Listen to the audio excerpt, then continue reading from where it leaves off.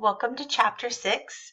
This is Nutrition and Health Promotion, and this is actually one of my favorite content lectures of the whole entire year because I love nutrition and I'm always looking and studying new things.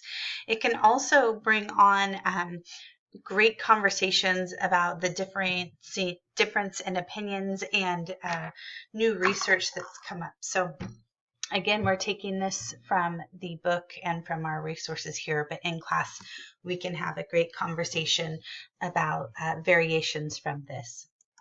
So learning objectives, we're going to look at the terms, we're going to analyze the relationships between poor nutrition and lifestyle factors, and also the risk of developing diet-related diseases. Recognize reasons that people make food choices, describe digestion and classify types and function of dietary nutrients, the roles of various nutrient components, the function and appropriate amounts of vitamins, minerals, and water in the diet, talk about dietary guidelines for Americans, and look at Choose My Plate. Implementing nutrition assessment techniques by measuring a patient's body fat and correlating a patient's calculated BMI or body mass index. And do the following related to therapeutic nutrition, compare the concepts of therapeutic nutrition, and be able to instruct a patient according to the patient's dietary needs. Interpret food labels and explain applications, discuss foodborne diseases, and be able to summarize the cause of eating disorders and obesity and their impact on the patient's health. Define the concepts of health promotion, and most importantly, describe the role of the medical assistant in the patient education and understand the legal and ethical issues related to the nutrition and health promotion. So here are some health-related problems. You can read these here, anemia and cancers and stroke. So health promotion and disease prevention practices focus on sound nutrition, regular exercise, avoidance of smoking and tobacco, limited alcohol intake, and management of stress and avoidance of environmental contaminants. A poor diet and risky lifestyle are behaviors that directly relate to multiple health problems. And so we want to kind of try to demonstrate this to patients without having any type of judgment on them. And that's very difficult when it comes to talking about nutrition. Why we eat the way we do. So it's really important that we're sensitive to these personal reasons because it has a lot to do with our background and our culture, sometimes our religion and how we celebrate. And there's also a definite psychological component to eating. I think we can all agree with that when we eat something for comfort, or we have something that we eat that brings on a good memory or a good feeling. Nutrition and dietetics. So nutrition is nutrient intake and how our bodies use those nutrients. And we have phases of metabolism. So anabolism is building and catabolism is breaking down. Also, we go through the stages of digestion. So food enters the mouth and through the stomach, then through the small intestines. And the nutrient absorption actually happens in that small intestine area, the bulk of it. So dietetics is the practical application of nutritional science to individuals.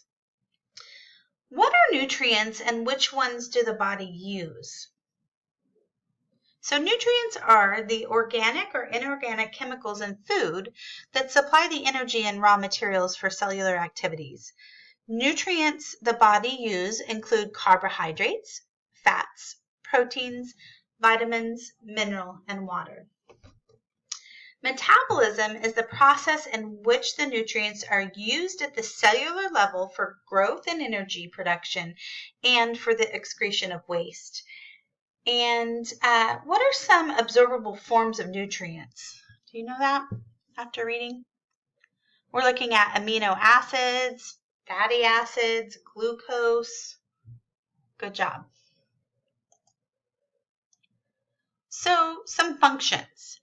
Functions of nutrients provide a source of energy or fuel. They supply material to build and repair body tissue, and they regulate our metabolic processes.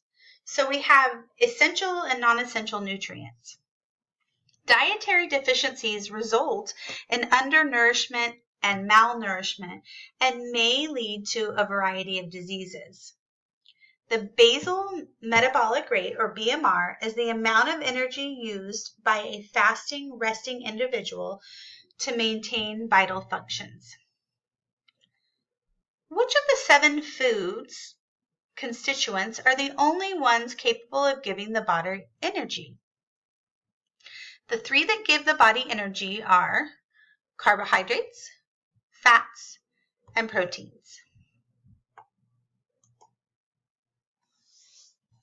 So carbohydrates, fats, and proteins are the ones that give the body energy. We also have vitamins, minerals, water, and fiber. So let's look at carbohydrates. Can you give an example of a food in the carbohydrate groups? Like simple sugars can be found in baked goods. Complex carbs are found in rice and pasta. And fiber is found in fruits and vegetables. As long as sufficient amounts of dietary carbohydrate are available to meet the body's energy needs, proteins and fats are not needed to supply energy. This protein-sparing effect allows protein to be used for its intended purpose, which is to repair and for the growth of tissue. So fat. Dietary fats or lipids provide essential fatty acids and are needed for absorption of the fat-soluble vitamins A, D, E, and K. So fats are storage and a form of fuel. They're more concentrated. We have fatty acids, which are the building blocks of fat, and then there's saturated and unsaturated fats. As well as in cholesterol and measuring, we have the good cholesterol and the bad cholesterol. So there's the polysaturated and monosaturated, and then trans fats and saturated fats are not good. The chemical structure of saturated fatty acid contains all the hydrogen possible. These fats, therefore, are denser, heavier, and more solid at room temperature. And then talking about our cholesterol levels, we have the high-density lipoproteins, the HDL, and the low-density lipoproteins, the LDL. And you can see in your book on table 6.2, I believe, where there are cholesterol level recommendations. Okay, antioxidants. When enough antioxidants are circulating in the blood, cholesterol is prevented from oxidizing. But if the level of antioxidants is insufficient, the opposite is true, and damage to the artery begins. So the role of antioxidants, they protect against oxidizing for free radicals. You must have sufficient amounts of antioxidants in the body. They are found in vitamins C, E, and beta carotene, and they can protect against some cancers and macular degeneration. Proteins, amino acids. 20 amino acids are necessary for normal growth and maintenance of tissue. Of these, 8 are essential amino acids that must be included in the diet because humans do not have the enzymes necessary for their formation. So proteins can build and repair body tissue. They aid the body against disease. They regulate fluid and electrolyte balance and provide energy. So let's talk a little bit about vegetarianism and adequate protein.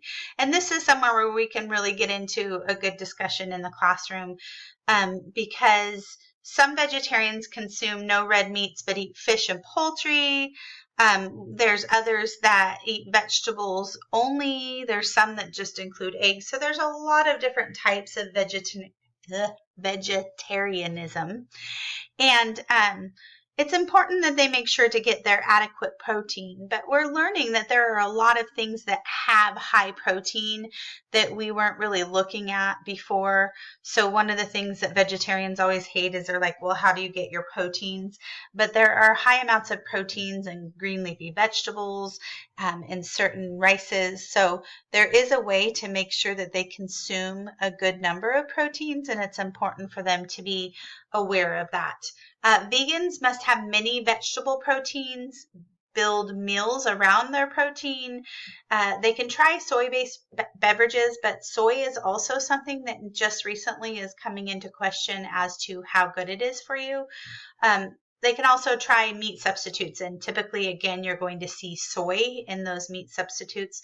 So this will be interesting to see how that carries out, because they have done a lot of studies lately that show that soy is not, if you have an overabundance of it, is not a healthy alternative either. So vitamins, fat-soluble and water-soluble vitamins, they're needed for metabolic processes. They are known by their letter designations. They do not cure illness, so they're not a medication, but you want to make sure you have the sufficient amount of vitamins and kind of the correct balance in your body. They're definitely more beneficial when you get them from your food than they are if you're taking a supplement. In fact, there's another debate about if supplements, when they're not in their natural form, are actually ingested into the body correctly. We can talk about that in class as well. So some vitamins are non-essential, meaning they can be manufactured in the body, and usually that's taken care of through your body systems. So here's some function of vitamins. You can look at this chart, and you can also find it in your book. They're micronutrients. So minerals, there are 13 needed to be healthy.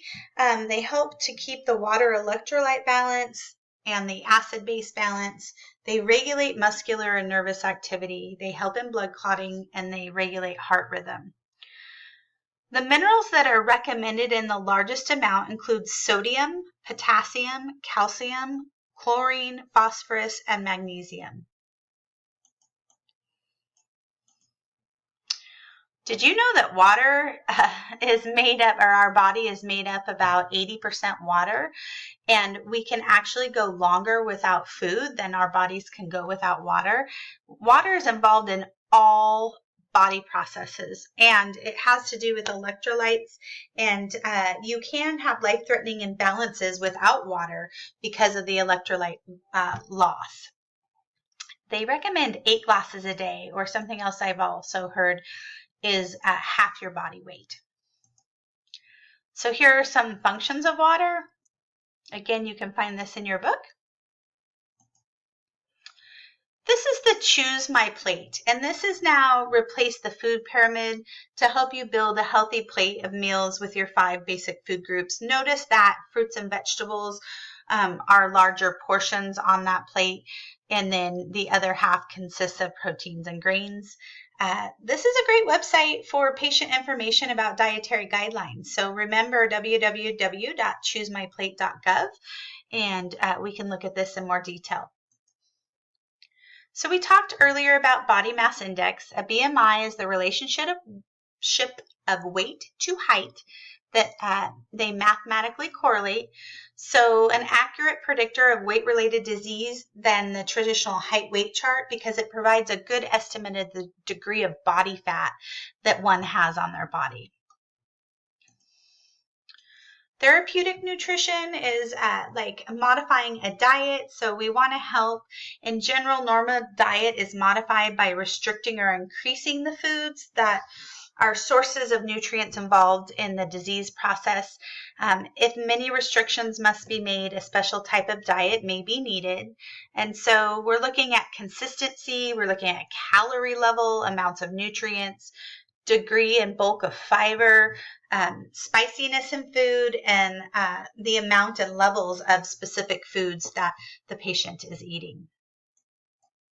And I'm going to go ahead and stop here for part 1 because it looks like I'm almost over my time, and I will pick up in part 2.